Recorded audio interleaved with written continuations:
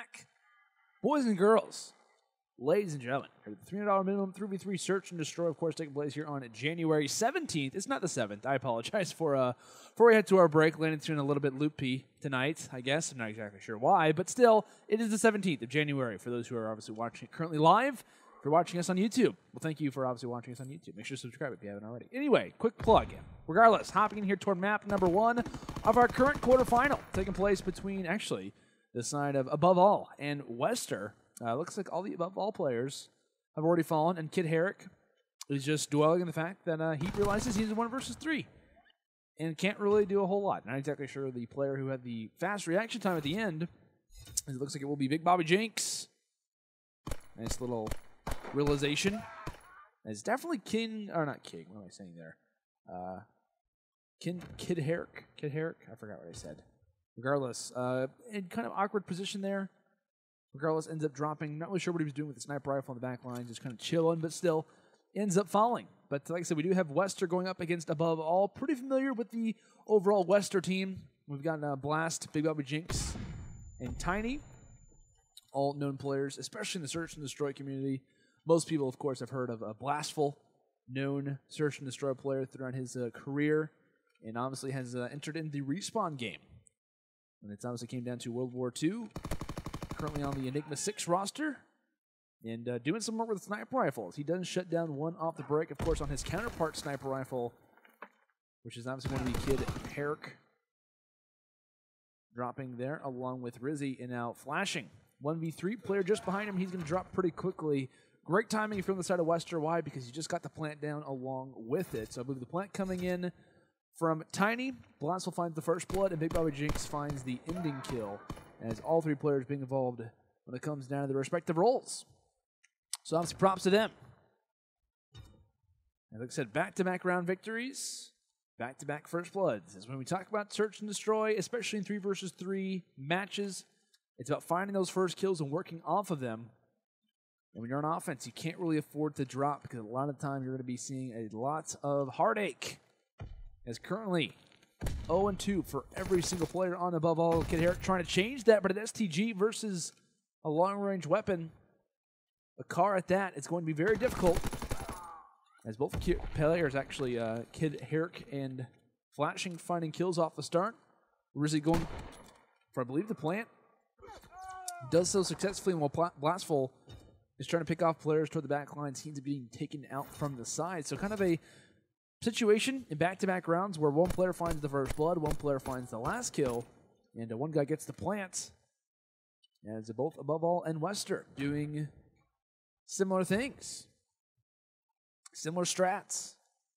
But BigBobbyJinx, of course, the hot player off the start, 4-1 for him.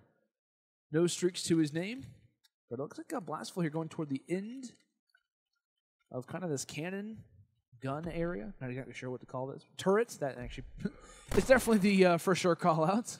As for the back lines, Blastful takes out Rizzy, picking up for his fall in the combat TTinyy. And at least when I would watch from TTinyy in search and destroy tournaments, this guy likes to rock the sniper rifle, but I believe that they're kind of realizing the roles in hand, maybe who works a little bit better with the sniper rifle, how can the roles kind of smooth out for us. It's probably best that Blastful does have the sniper elite for USS Texas, had that sniper rifle in his hands. And obviously doing well with it. It's BigBobbyJinx rocking the duck soup, varying to the PPSH and making it look easy, these long-range gun engagements. This reticle definitely makes it a lot easier, and showing exactly why. A PPSH versus a sniper rifle at a long range. Well, in this case, I'm taking BigBobbyJinx. Love the name. I forget the first tournament where I casted BigBobbyJinx. I think it might have been IW, or maybe the first tournament of World War II. I honestly can't remember. Or maybe it might have been Ghosts. When I say Ghost, the kind of pre-season for World War II, like when everyone was playing Call of Duty Ghosts, like heading into World War II for some practice. But I can't remember when I cast over this guy, but I just love the gamer tag. I do. I respect it. I know he's obviously a known search and destroy player and whatnot, but I love the gamer tag. It's one of my favorites. But looking on here in this next round, it looks like TTinyy actually pulling the sniper rifle along with Blazt. So double snipers in this situation, as they're going to see pretty much instant regrets. As maybe a bullet fired in this round, maybe just one bullet being shot from the guys on WestR, as they just kind of get met with Flashing taking out Blastful on that left side head glitch, as he does make it look too easy in that situation. But still, props to obviously the guys in AboveAll for kind of hanging in this one. I know when it comes down to facing off against a very talented WestR group, it can obviously be a little bit difficult to try to keep afloat. It's only down by a round, and they make the last one look pretty easy. And I think it's fair to say in both of their round victories, they've been pretty much sweeps where all three players stay alive, they find the first blood, and they kind of dominate their way through a pretty easy victory. But now looking on here, round number 6, no smokes actually being used from either of these teams. It's BigBobbyJinx, after nearly planting the bomb, goes up for the head glitch and tries the challenge. It doesn't work out for him. The quick reaction coming from TTinyy is not good enough, and yet again, Blastful by himself, 1v3 on the bomb, where 2 of his prior teammates have dropped. Blastful somehow, I was going to say, I don't know how he escapes on those stairs. And I believe, yeah, it was Rizzy. He was kind of like, hey, what's going on, Blastful? How's it going, pal? As Blastful will kind of trip down the stairs. It's kind of unfortunate, but still. Back-to-back rounds secured here for the guys on AboveAll. As loading in here toward round number 7, we are even. As I'm going to give some of the guys, of course, on AboveAll some love. Going to look at maybe Rizzy's point of view. Still working on some streaks. Looks like Flashing is as well. So all 3 guys are working on some streaks. Rizzy, the man with the objective in his hand, the guy who's planted the bomb down already.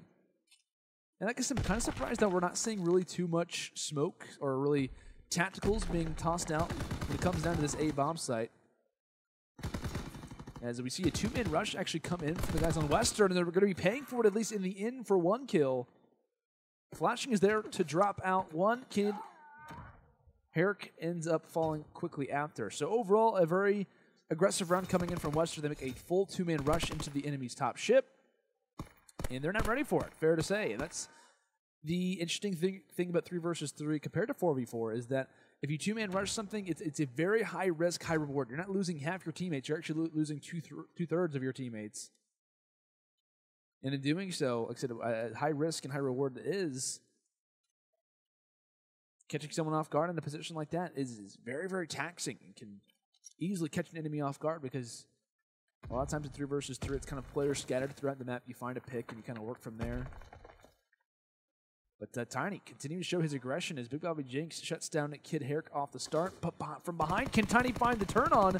The quick reaction toward the stairs. As Flashing can only think about this round for a few more moments as he drops fast. This search and destroy, granted, we've seen 8 rounds of play, but these are going very, very quickly. And the big reason why this round went so fast is just because of the quick reaction, the solid kills coming in from the guys on WestR, and it is at times very difficult to kind of realize what's going on as far as the action is considered. But I think we can all realize what's really happening in this game. It is BigBobbyJinx destroying the enemy team. He is 11-3. His 2 teammates combined have 4 kills, and he's got nearly triple his 2 teammates combined. That's pretty insane stuff to see. And just like that, there's triple his team's total combined. 12-3 on a 6-kill spree, and is now 25 points off some streaks. But he might not even need him at this point. As well, he does drop. It's still his teammates with the advantage, but only for a short time. A quick 2-piece coming in there from Flashing, but where is Blastful at? Obviously realizing what weapon he's probably used in the prior rounds. They've got to imagine the weapon that he probably has right now is the sniper rifle. You see Flashing being very aware. It kind of gives a quick jump peek. And obviously doesn't spot anything. I do like that line set from Blastful, though. Like, kind of jumping through this window, he's going to be able to see where the bomb is at. Kind of get an idea, which, of course, Flashing is not going to be directly on the bomb. Now it's a matter of chase. Can Blastful find where Flashing is hiding at? He should be able to, but no! Flashing is there for the pick as he'll find all 3 kills. A hat trick, an ace, whatever you want to call it. He finds all 3 and gets the damage done. As AboveAll, when we start to kind of count him out a little bit of the time, I started talking about how back-to-back rounds go for the way of WestR. They're feeling pretty good. It's AboveAll there for the response, and question being now, can they force the round 11 after Flashing finding 3 big kills in that last round, finding every single one?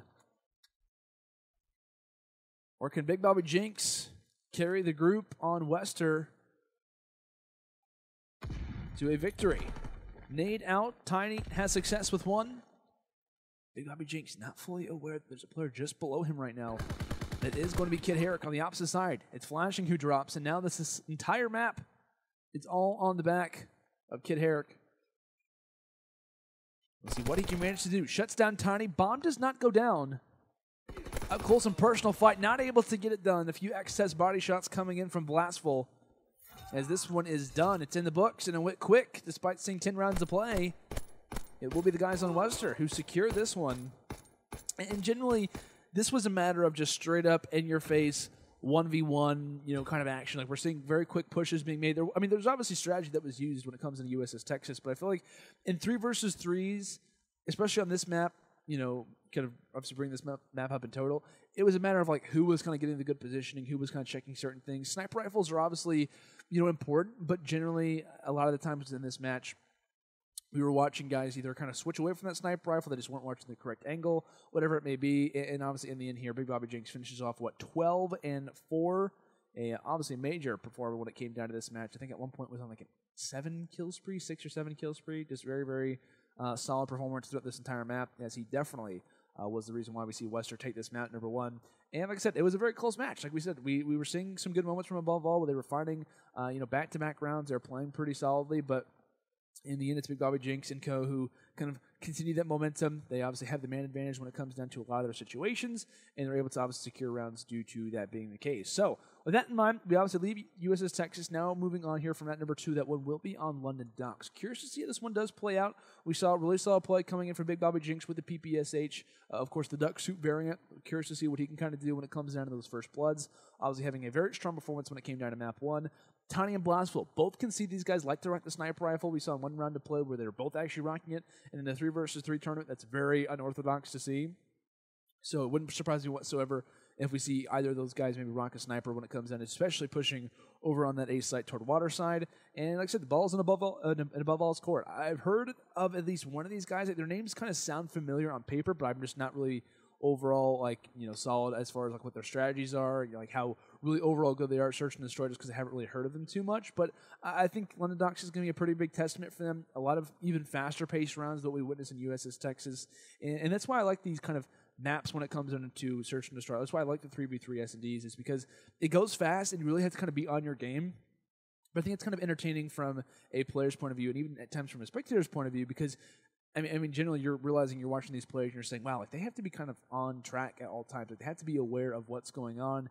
And a lot of the times as these rounds kind of go by quick, you can kind of lose track of what's happening. Like, you can kind of realize and say, oh, like we got first blood, whatever. And it's like, actually, we didn't get first blood. That was 2 rounds ago. Like, like the rounds go by so quick, it's honestly sometimes even hard for me to kind of catch up with what's going on in the game and kind of realize what's happening. And like I said, London Docks, we're not even slowing things down. We're kind of speeding things up a little bit. Very fast-paced map. Both bomb sites you can kind of work, so there's going to be a little bit more offensive freedom for these teams when it comes down to it. And when it comes to USS Texas, didn't get to see any smokes, didn't really see any tactical usage to kind of secure the offensive victories, and a whole lot of offensive execution really kind of coming into play. Like I said, when it comes to the London Docks, might see some tactical usage, probably won't when it comes into the B-bomb site. However, when it comes into A, when it comes into water side, it's not unorthodox whatsoever, especially from AboveAll. I think this is a very interesting point to bring up. If AboveAll realizes who they're facing off against, which is TTinyy, which is Blastful, both those guys love rocking the car in every single search and destroy map, I think it's in their best interest to maybe try to rock out those smokes on occasion. Like I said, you can toss them through kind of that mid-water side, try to get into the A-bomb side, try to get into 10, actually where the map was just shown for me there. And it can work out from time to time. However, though, we talk about the A site. It's really good for snipers at range, but it's also good for those quick SMG fights, which they were not winning very much. A lot of the time, it was BigBobbyJinx who was coming out in those victories. After finishing off 12-4 in map number 1, how will his group fare off when it comes down to London Docks Search and Destroy for map 2? If you guys are just joining us, it was a Game 1 victory for the guys on WestR. They won that one in 10 rounds of play and are now 1 map away in total for moving on here toward the semifinals for tonight's tournament. Of course, the $300 minimum 3v3 Search and Destroy. We do appreciate you guys all for watching tonight. Obviously, our first tournament since CWL NOLA. A lot of interesting results, a lot of awesome matches we got to witness. Appreciate you guys obviously joining alongside of us as we kind of continue on here with the World War II season. And speaking of quick picks, I talked about how fast these rounds are going to go. just in a matter of moments, like 20 seconds into the round, Rizzy already finding himself in a 1 versus 3, and did Blazt will just do a casual 360 for fun? I think he might have. I think Blazt will just kind of saw the guy and was like, you know what, we're just going to go for it. Yep, he does it. Casual 360 just for good measure. I love it. Production like that one a lot too. Props to Blastful. I mean, generally, like if you die in that situation, it's kind of like, wow, like okay, gotcha. But Blastful, man, that's funny, and he knows it too. He's just like, yep, that's just what happened. Like casual 360 just inside the middle, and finds the final pick. TTinyy off the break, quick rush. Not advertising TTinyy by any means, but I believe he is a free agent. For those who are curious, I think I might have saw him tweet at it or tweet out on Twitter about it. It's always difficult to say that. Like, tweet out on Twitter. He tweeted about it. I don't know. Probably just say tweet about it like everyone knows it's on Twitter. I don't know. A lot of T's there. Not sure. BigBobbyJinx, though, on the flank, being aware of such as the fights for TTinyy are continuing. Drop shot off the flash. He's going to find the third one as well. That's the issue. When you're facing off against the guys on WestR, you have to be aware of the snipers at range and the very up-in-your-face S&G presence that we're going to be seeing brought out from TTinyy. BigBobbyJinx, of course. BigBobbyJinx in that first map was dominating.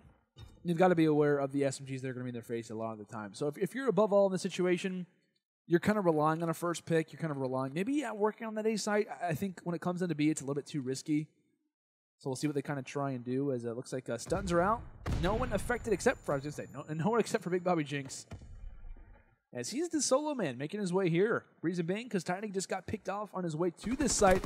Welcome to my line site. BigBobbyJinx gets greeted by KidHerc, as they just kind of wanted to shake hands in that situation. As the first time we see a push be made toward the A-bomb site, it's a failure. I mean, they generally kind of get picked off. It was a solid stun. I like the strategy coming in from AboveAll. Granted, they kind of predicted it. They sent, I think, at least 2 players, maybe 1 through mid, kind of being aware of potentially an A-site push, so good overall awareness for those guys to realize the situation at hand. It does work out, but then you see TTinyy, quick SMG rush toward the A-site. I believe it's Blastful watching from the back lines with the sniper rifle, but not going to find anything home there. And BigBobbyJinx is actually on the rush, so a lot of kind of left map, kind of waterside pressure being brought out from WestR, as KidHerc gets some great timing there onto TTinyy, and also drops the second one onto BigBobbyJinx. The one man watching the flank by himself does the work necessary. No 360 there for Blazt, but he does find at least 1 pick with the sniper. 2 more players now left in his line sight.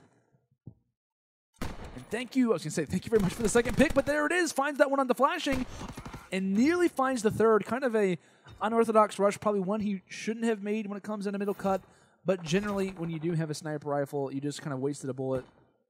You're immediately trying to pick off that third and final player. Near 1 versus 3 there coming in from Blazt, but was not meant to be. KidHerc able to kind of dodge that sniper bullet as it whistles past his ear. But looking on now, BigBobbyJinx, a little bit of a slow start to this map, 0-3. And like I said, when it comes down to defense, this team has really been succeeding a lot. But the stuns have been a major problem for them. And I like the counter that we're seeing coming from AboveAll. I think they realize that, hey, they've got some pretty talented slayers. I think they've got some really talented shots on their SMGs. As it looks like Flashing narrowly stays alive. I have no idea how he's able to kind of stay up there. I wasn't for sure if that was him or KidHerc on the Dolphin dive. And speaking of that, KidHerc is actually on a 6 spree. Earns the fighter pilot, and I believe it's 25 points off of that glide bomb. Blastful in back-to-back situations, needing to clutch it out, and might have a nade there for KidHerc, says catch. Doesn't find it, does have the PPSH in his back pocket, and are they aware of it? Blastful just hit the snipe of the century, and also finds the second one. The COD gods are blessing Blastful today, as I don't know how in the world he hit that first snipe. And that's why the tweets are being brought out saying ban the car. That's why. That's why. Unbelievable shot there coming in from Blazt, as that was just overall good centering coming in from him. Of course, a little bit of luck kind of goes along with it, but still, He's got to be feeling good, but he has a random kind of dark scope, quick scope thing that happens. Also has a 360 in this game, and Blastful is literally trick shotting right now. And they're up around. And here comes another one, potentially. Flash. Just around the corner. Blastful does side peek him. And Blastful, yeah, he wants to go. I thought for a second as he turned his body, I was like, he's going to go for the 360. He's going to try to go for it again.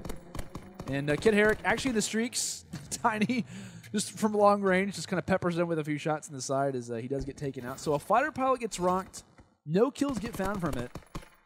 And I believe they use the fighter pilot when there's only 2 players alive. Definitely questionable streak usage. But you got to imagine that I believe at least 2 players from WestR were rocking Mountain, if not all 3 of them. But KidHerc, does he have any more streaks? Does not. So no more streaks for him.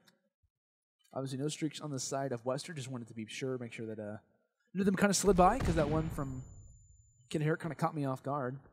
But the sniper bullets being exchanged. The BigBobbyJinx, man, just kind of comes from the corner.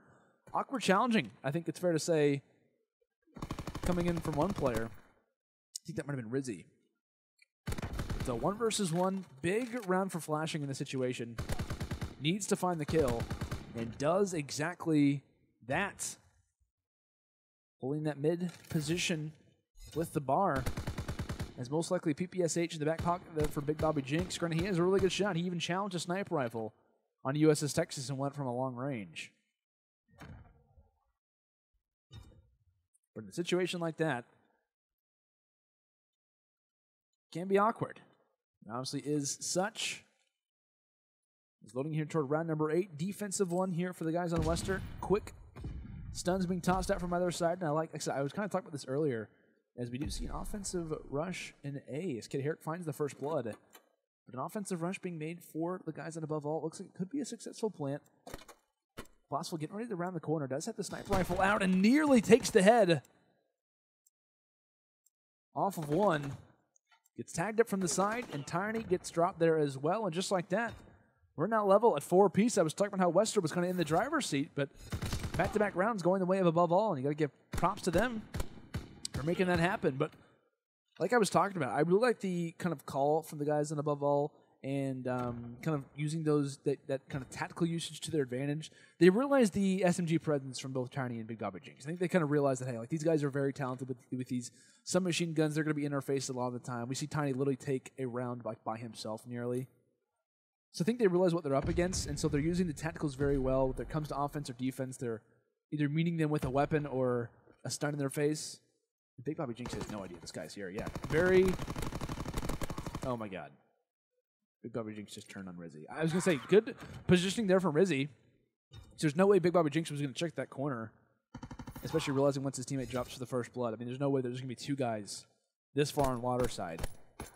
But regardless, KidHerc there to pick it up for his teammate, his fallen comrade, as back-to-back-to-back rounds, I believe, earned here for the guys on AboveAll, as they've now found their 5th round and are trying to progress towards St. Marie-du-Mont for map 3. Can they do it is the question. An early stun tossed out from Rizzy? I don't think that it's even possible for someone to get there. Maybe, maybe not. I mean, based on where he threw it, it looked like it was a little bit of a weak toss, so just kind of surprised by the stun usage. No overdrive in this game. But hey, who knows? First blood found for WestR. Quick response there coming in from Rizzy as he's now found his 2nd kill, despite 2 of his teammates combining for 17. Rizzy finding the 2nd kill, and now we find ourselves in a 1v1. BigBobbyJinx at least has the advantage of knowing where Rizzy was. But where could Rizzy be? And now it's about the waiting game. What bomb site does Rizzy choose? What position does he feel most comfortable in once he gets the bomb planted? And generally when it comes down to a plant on this bomb site in a 1v1, a lot of guys like to prefer kind of like this box area over toward the right here. They kind of prefer to hang in one of these line sites, kind of use the advantage of kind of having this right angle. But let's say he's actually going to be using the exact opposite side. Going here toward that side barrel building. And this isn't a bad line side at all either, because of course you kind of look at his position. He kind of has this back corner. He should be able to spot BigBobbyJinx, and he does exactly that. Utilizes the position well, gets the plant down, and in 4 rounds in a row, I believe, the guys in AboveAll make this somewhat of a comeback happen. It was looking pretty grim for them off the start of this match. I mean, we literally saw WestR, especially Blastful, he pulls off a 360, snipe in like one of the first rounds, and also gets a random quick scope / Nosk, if you want to be proper, onto one as well. I mean, quite literally, Blastful was trick shotting on London Ducks, but obviously doesn't get the job done.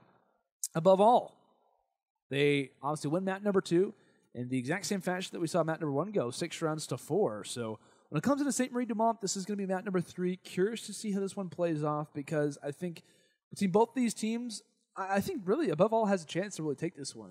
And I think coming into this match, I really didn't know too much about these guys. Of course, they're here in the the quarterfinals for a reason, trying to get toward that semifinal. But I think they're obviously here for a reason. They're playing pretty well. They've played very close in back-to-back maps, of course, both going to round number 10. But to St. Marie, it plays a lot different than USS Texas, plays a lot different than London Docks. It's going to be kind of about the bar shots. It's going to be kind of about the long-distance fights as well. Maybe you're going to see some more sniper play, probably come out from Blastful from time to time. But generally, it's going to be about those offensive executions. Who has the gas grenades? Who has the smokes? I think a lot more utility is going to be used in this round. And I hope that AboveAll isn't just relying on their stuns to kind of get the job done, because I don't think it's going to work out for them too well. So I hope that they do have a few classes. Maybe they're making a few classes right now generated toward what should be their offensive, kind of movement for this game. Because on St. Marie Dumont, it's about kind of getting in offense, getting the bomb down, and going from there. Kind of just like rushing into the A site, kind of brute forcing your way on, or excuse me, the B site, kind of brute forcing your way there, getting the bomb down, and just kind of sitting in a position and trying to wait for the enemy. I think when you're on defense, you kind of take a little bit of a sigh of relief and try to work from there. So I think the kind of ball is in the court of AboveAll generally when it comes down to this map. I think we're going to see WestR play pretty strong. I think they're not going to have a whole lot of difficulties getting into that B site. But we talk about their brute force, the way that they were trying to get things done along the docks. They got countered pretty well when it came down to those stuns. A lot of times where they were trying to make rushes, it obviously worked in the beginning rounds, but once the guys from AboveAll kind of realized what was happening, they had stuns to kind of toss at their feet. They were kind of having the opportunity of surprise to really kind of drop the guys from WestR as far as their positioning is concerned. So with that in mind, we are going to be seeing them at number 3. Feel free to always let us know on Twitter at UMG Events or here in the Twitch chat below what you guys think is going to happen when it comes down to this. Do you guys think the guys from AboveAll can get things done in map number 3, or do you think WestR is able to take it down? Of course, they win map number 1. They kind of drop map number 2 despite some really highlight play. Of course, the quarterfinals between WestR and AboveAll in our current $300 minimum 3v3 Search and Destroy tournament. Of course, taking place here on January 17th. Like I said, map number 3. Winner advances to the semis, loser goes home. It's WestR versus AboveAll. BigBobbyJinx leading the way, the lead fragger, top fragger. In map 1, finished off 12-4. Had to do that, honestly, to get the team's victory. That, of course, was on USS Texas, where his team won in 10 rounds of play. And what we just witnessed on London Docks for map number 2 also played the exact same way, but roles reversed. It was a 6-4, actually, toward the guys on AboveAll. And coming into this map, right before we actually headed to a commercial break, I was discussing and saying the utility. I think it's going to be really important for the guys on AboveAll to correctly kind of make their classes, have those gas grenades, stuns, smokes, whatever they can really do to try and stop the progression of this objective getting in toward the B-bomb site, because that's exactly what we're going to see the guys like TTinyy, Blastful, BigBobbyJinx like to do. Very talented Search and Destroy players, and they realize they, quite frankly, are probably the more experienced team of the two, as Blastful probably to pick off one, but at least won't find the second, as it looks like KidHerc and Rizzy are there for the picks overall, as KidHerc obviously realizing his teammate Rizzy closer to streaks. Going to give him the defuse, and a round victory secured here for the guys on AboveAll, and I will like the play coming out from them. Like I said, I was talking about utility. They toss out the gas grenade to start off this round, obviously toward that main entry point. When it comes down to St. Marie Dumont, if you guys aren't really familiar, it's a matter of really working toward this B-bomb. So I'm actually going to head to the sky cam, and you guys can actually kind of see around this kind of square areas. We're going to be seeing a ton of utility toss a lot of the time, as it looks like here in this next offensive round AboveAll, making their way here too. As you also noticed that nice little stun tossed out. Not sure who that was from exactly, but see the red arrows kind of realizing the situation. Rizzy actually backing up. KidHerc could find a pick, probably spots out where Blastful is, but it looks like KidHerc able to shut down BigBobbyJinx. So kind of two-man positioning stacked inside of top red. As without BigBobbyJinx, they find themselves in an awkward position. TTinyy pulling out the sniper rifle heading into this round number 2. We talked about him and Blastful can both get things done with that weapon. As they've swapped back and forth between the classes. On USS Texas, it was both of them. On London Docks, it was solely Blastful, and it looks like so far in this game, TTinyy, the sole sniper man on St. Marie. As yet again, another pick found there for Blastful. 2 versus 3. Clutch could potentially be coming out, and every single kill goes the way of this man, Blastful, as he will get things done. Kind of finding picks throughout this round. As I believe he also stopped the planter of the bomb from AboveAll as well. That kind of halted the overall progression of AboveAll's positioning as far as their security of this round, kind of relying heavily on that bomb plant to go through. Once they do that, they have the positioning already. But once kind of like their main objective guy ends up dropping, the 2 guys in the kind of stationary positions then have to kind of move out throughout the map and try to get something done. And like I said, Blastful's there for every single pick, so props to him. Stands out again. And we'll see how WestR tries to counter those. As back-to-back pushes being made toward this A bomb site. And generally, when it comes down to A versus B, you're going to see, like I said, a lot of B pushes, but generally, in 3 versus 3s, it's a lot easier to force your way toward this A site. It's a lot easier to kind of work toward a different bomb site. And the reason being for that is that generally on St. Marie Dumont, typical 4v4s, as Blastful gets a nice up-close and personal kill there onto KidHerc, as Flash now finding himself in a 1v2. The reason why we see, I think, a lot more pushes toward the A site is, like I said, in 3 versus 3s, or excuse me, in 4v4s rather, you have the typical notion on defense of at least sending one player kind of toward the opposite side, at least sending one player toward A and the other 3 toward B, or, you know, whatever the positioning really is. So on this map, it's kind of risky, right? Because you don't want to send just 2 players toward a particular site because they could easily kind of get broken. And so it's a matter of, do you send that 3rd player toward A? Do you kind of have a full team stack because you're already kind of down in numbers from what's typical? So I think it's a lot more frequent. They actually see more pushes being made toward the offsite. Definitely a lot more likely. And that's why we've seen it in back-to-back rounds. Could definitely be, if you're kind of up in a game, you'll see a lot of teams kind of force their issue as TTinyy does find the final kill. You will see a lot of teams, once they've earned those streaks, kind of make their way toward the site. Why? Because it's a lot more open. You have a lot more of an opportunity to kind of either use those fighter pilots, those glide bombs, mortar strikes, whatever it may be. And speaking of streaks, no one currently on a run with him. TTinyy, the only guy who I believe survived that last round, so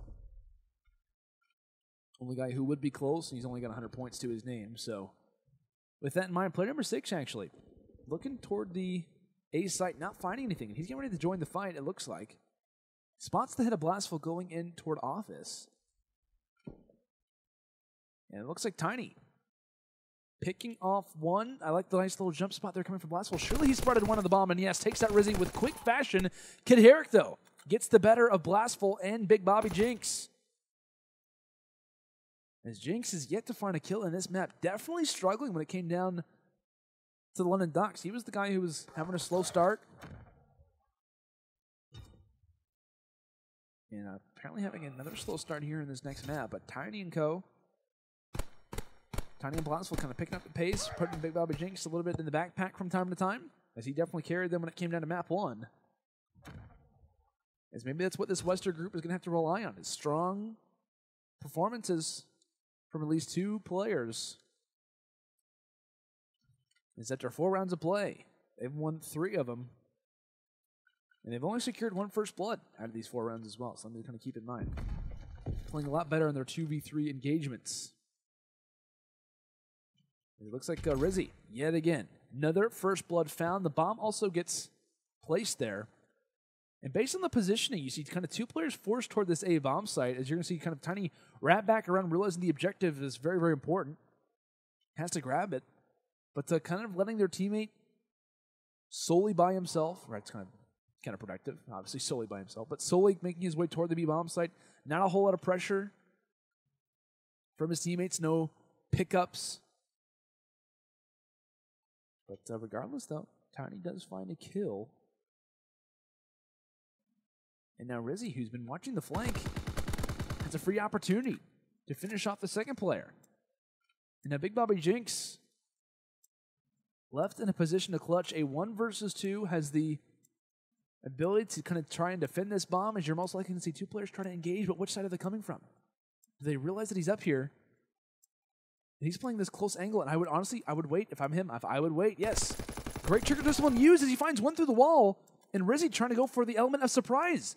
BigBobbyJinx going to get here in time, and yes! BigBobbyJinx is there for the pickup, as a 4th round is secured here from the guys on WestR, and if you're in Rizzy's position, he's thinking, most likely BigBobbyJinx isn't going to challenge this. And at the end of this round, the guys from AboveAll are thinking, hey, we got pretty close, it's lucky that he kind of challenged that bomb site. When in reality, though, BigBobbyJinx had full awareness that both players, especially one, was going for the defuse. So good trigger discipline used there for BigBobbyJinx. A lot of time you'll see players immediately go for the shot and then get challenged. Just overall solid play coming in there from him. As he obviously realized the situation at hand and played it well. As the gas grenade gets tossed out, BigBobbyJinx will wait for that one to dissipate, as he might try to go for the early engagement, and just like that, does get dropped. Play number 1, though, Blastful. Trying to go for that jump peek there onto Rizzy. He gets shot through the fence, or through the wall, rather. And TTinyy actually playing an FG42. Kind of a random class gets made. I'm not sure where he was challenging with that for the beginning of this round, but of course doesn't really see a whole lot of success. As him and Blastful both dropping this top red positioning. Trying to make their way into the site. Regardless, it doesn't work out, and a pretty standard push gets made from AboveAll. They said they have the gas grenades. I don't think we've seen WestR really pull out any, odd tacticals. It looks like a gas grenade actually here for Rizzy at the start of this round. But look at the other side. It looks like we have a stun, a grenade, and a grenade. So no real interesting tacticals in use for the guys on WestR. They're kind of relying on those first picks with the nades. As it does look like a gas grenade was used. Yeah, I was going to say, gas grenade was in use there for Rizzy. So he does realize that there's most likely a position being made. And if you're Rizzy, this is such an awkward gunfight, because does he try to go for a challenge? He realizes as time starts to tick away, are they still on this site? It looks like a flashing from one side does pick off one. Rizzy coming around the corner does get dropped as well. So just like that, 2 players fall. Flashing by himself. Gets taken out. That's an awkward positioning. And like I said, when it comes down to the latter parts of this game, what's the enemy thinking? Are they making a full rush toward B? Do they want to try and invest their entire stock into making a opportunity to make their way toward the B site?